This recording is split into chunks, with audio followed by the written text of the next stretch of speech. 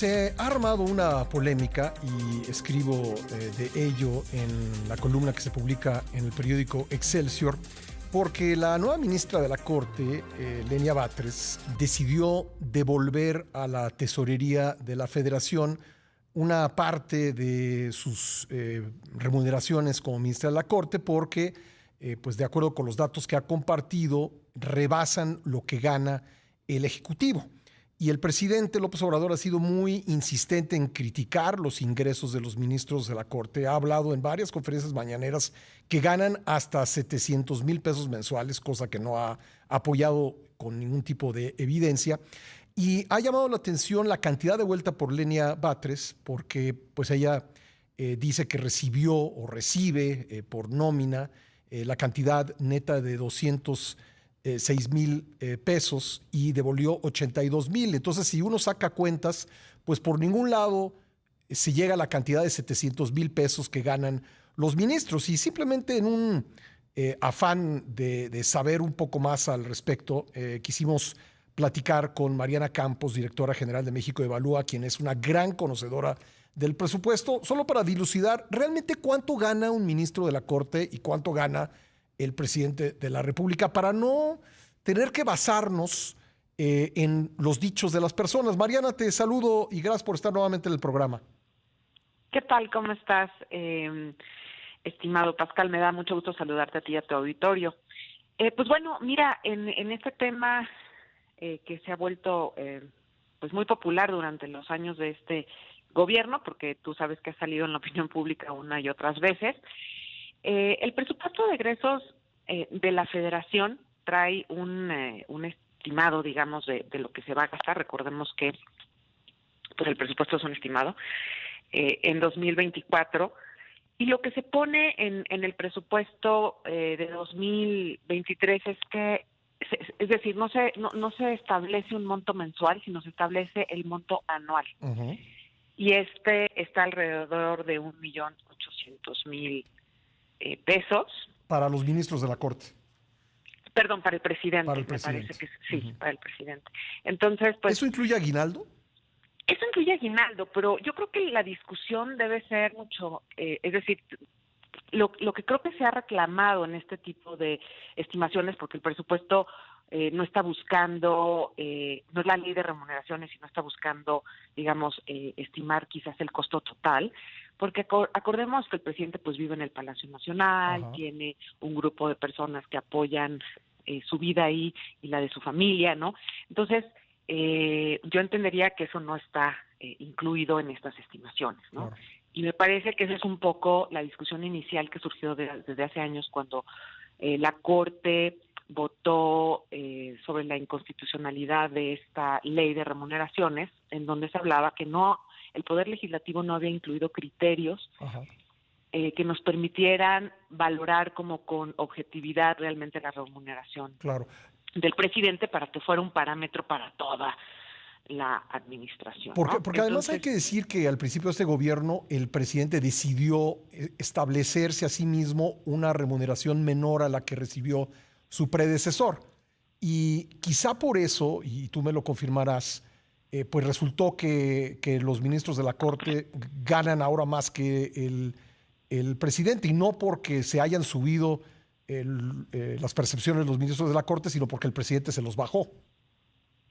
Así es. Entonces yo creo que el problema de esta medida es que si el parámetro con el cual se va a establecer esa barra, digamos, ese límite superior, no es establecido de manera objetiva, o no se incluye todo el costo de lo que implica la función del presidente, Sí. como los que te estoy mencionando, pues entonces sí se vuelve un problema, ¿no? Ahora, yo creo que hay otros aspectos muy relevantes, estimado Pascal, en este tema, porque pues tú sabes que esta ha sido una agenda del presidente desde el principio, ¿no? Uh-huh. Y tenemos a la ministra, pues que fue cuestionada, ¿no? Obviamente, y se le ha apodado incluso como la ministra del presidente, ¿no? Porque sabemos que pues trabajó con él, es muy cercana al partido Morena, y ha sido cuestionado que pues un ministro no tenga la independencia que debe tener, porque tú sabes que es importantísimo para la República el buen funcionamiento del gobierno que exista la división de poderes, ¿no? Y entonces como que llega al cargo y lo primero que hace es pareciera ser que es continuar con esta agenda del propio presidente. Yo creo que eso es un tema importante a señalar, y me llama otra cosa la atención. Cuando ella devuelve el dinero, lo hace a la tesorería de la Federación, ¿no? Cuando pues existe una tesorería del Poder Judicial. Es decir, o sea, el Poder Judicial tiene independencia presupuestaria, se le autoriza un presupuesto y en caso de que, pues, es decir, no veo por qué automáticamente se tiene que regresar a la tesorería de la Federación, que es otro poder, cuando en realidad pues el Poder Judicial tiene su propia tesorería, ¿no? Claro.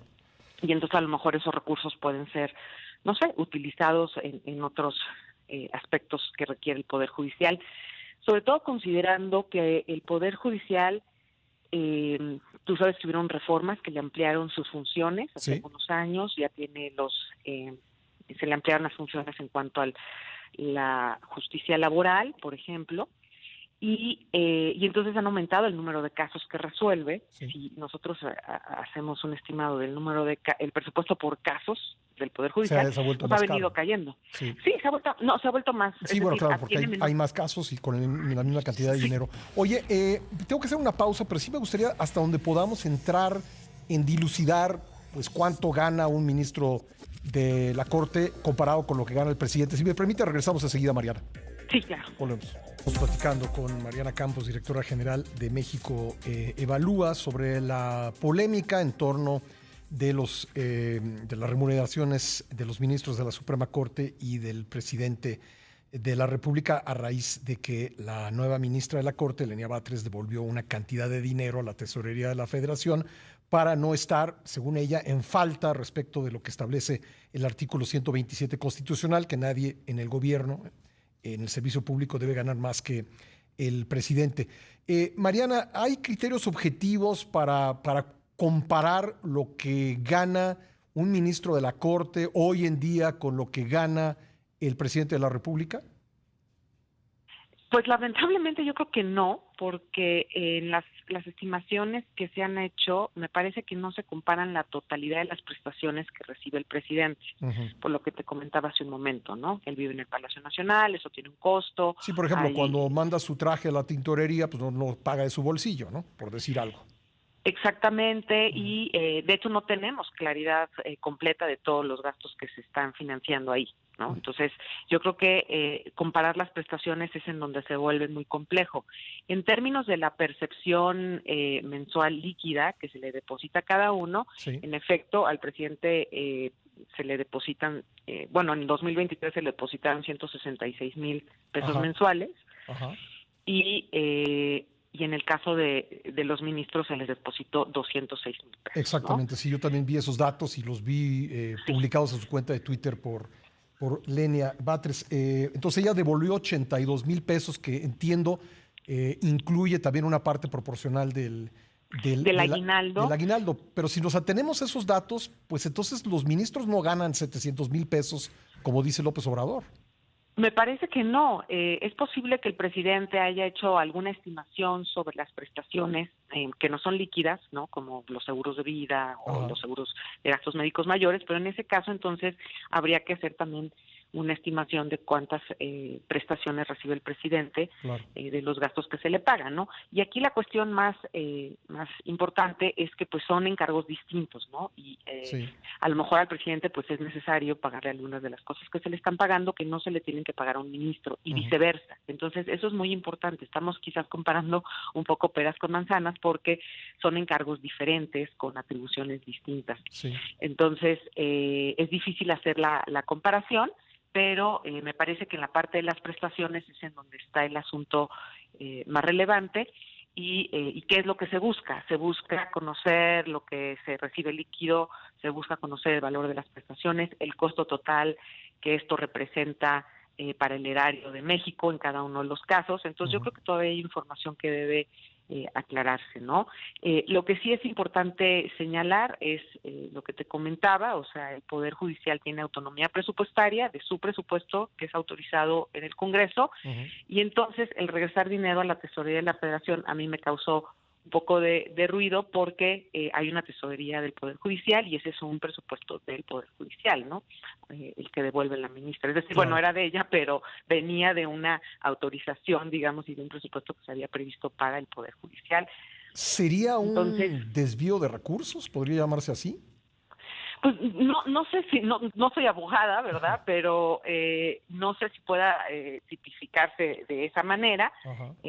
pero pues me llama la atención que se deposite a la Tesorería de la Federación, que es otro poder independiente Ujú. del Poder Judicial, y recordemos que estos salarios están considerados en el presupuesto del Poder Judicial. Incluso cuando estuvo esta controversia sobre la liquidación de fideicomisos, lo que se alegaba que era ilegal de esta reforma es que se buscaba que el dinero liquidado de estos fideicomisos se depositara en la tesorería de la Federación y no en la tesorería del Poder Judicial. Ujú. Y cuando se liquidan fideicomisos del Poder Judicial, se depositan en su tesorería de acuerdo con Sí. la Ley Federal de Presupuesto y Responsabilidad Hacendaria. Ahora, por más que ella haya devuelto ese dinero, a ella le van a seguir transfiriendo quincenalmente 103,000 pesos. Lo que yo entiendo es que sí, porque pues tú sabes que a principios de enero hubo una respuesta por parte De recursos eh, humanos. de recursos humanos Ujú. y pues comentaban que no era posible efectuar, digamos, ese cambio. No se puede renunciar a tus propios derechos. También hay un tema, tú sabes, esto es internacional, la garantía del salario de los jueces en el mundo es una de las prácticas internacionales, digamos, más Sí. comunes, y esto implica que no se les puede disminuir su sueldo Incluso está en la durante su Constitución. encargo. Está en la Constitución y está Ujú. en las constituciones de muchos países del mundo. O sea, Sí. eso sí es un parámetro internacional de salvaguarda, precisamente para proteger a los ministros Ujú. y a los jueces. Recordemos que el Poder Judicial es un contrapeso del Poder Ejecutivo Ujú. y que a veces puede haber ataques precisamente como respuesta a ese contrapeso. Claro. Entonces, esta garantía es importante. Ahora, a lo mejor también es otro tema legal, pero hay algo que, me imagino que no hay nada que impida que un servidor público pues quiera eh, pasar parte de sus ingresos a la tesorería, ¿no? Digamos, finalmente es su ingreso y puede hacer con él lo que quiera, ¿no? Entonces, no sé si haya ahí un tema legal también. Fíjate que esa es una gran pregunta. Yo creo que no hay que revisar, digamos, el cómo se reciben estos recursos, o sea, cómo digo, cuál sería ahora sí que la clasificación para recibirlos, o Ajá. sea, que una tesorería los reciba, y si cualquiera puede ir a depositar recursos, eh, digamos, propios en la tesorería de la Federación. Ujú. Sinceramente, es un caso bastante atípico, creo que hay que estudiar más en el No creo que sentido pase legal, mucho, ¿verdad? pero llama la atención que ella decida hacerlo en la tesorería de la Federación Sí. y no en la tesorería del Poder Judicial, porque ella es empleada del Poder Judicial y me parece que ahí, pues bueno, creo que quizás hay una sugerencia de, pues todavía la relación que ella mantiene con el Poder, digamos, pues con el Poder Ejecutivo, ¿no? Pues nosotros hemos querido, yo sé que hay una parte de esta discusión que es un poco, pues, digamos, es una discusión política muy de la agenda del presidente, pero de todos modos quisimos tratarlo con absoluta seriedad y hablarlo contigo, que eres una gran conocedora del presupuesto, pues tratar de tener parámetros objetivos para discutir era el propósito de buscarte, estimada Mariana, y yo te agradezco Sí. siempre que nos tomes la llamada.